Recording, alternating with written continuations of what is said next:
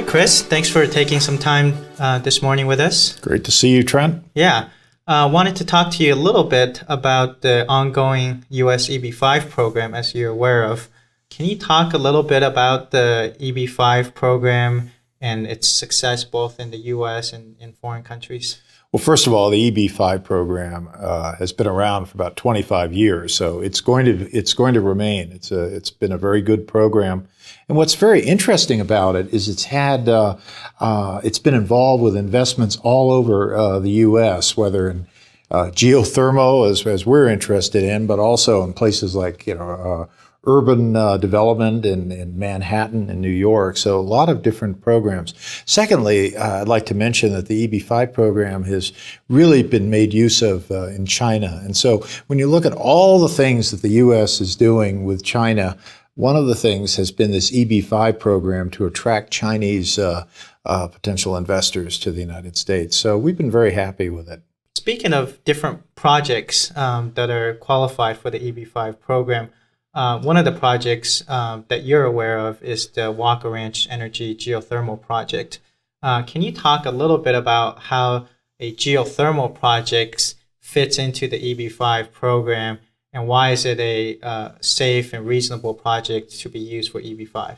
Well, first of all, the EB5 program kind of lays out what kinds of investments there should be, and in particular, what are the job creation possibilities and what are the overall investment numbers. So the Walker Ranch project has been really heavily evaluated from the point of EB5, but also from the point of just plain business.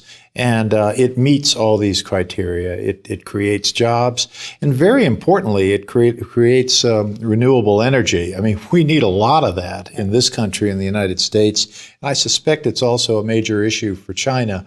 Renewable energy, but also clean energy.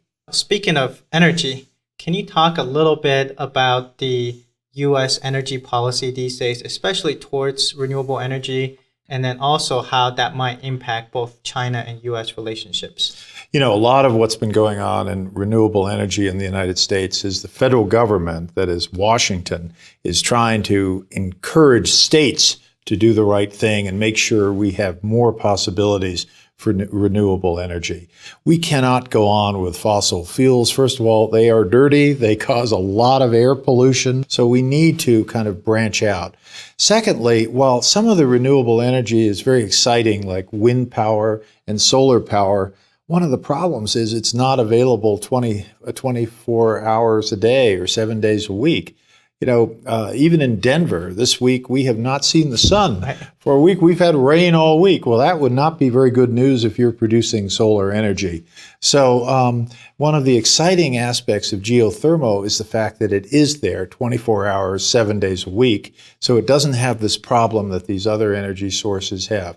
So it is something everybody wants to encourage. The problem is to find it and to develop it, and it takes a certain amount of capital at the start. So it's something the federal government is very interested in, encouraging the states. You know, when you look at American states, 2/3 of them have these requirements to develop renewable and clean energy. Idaho is one of them, and we're very excited about this Walker Ranch project. Great. Well, thank you for taking time with us. It's a real pleasure.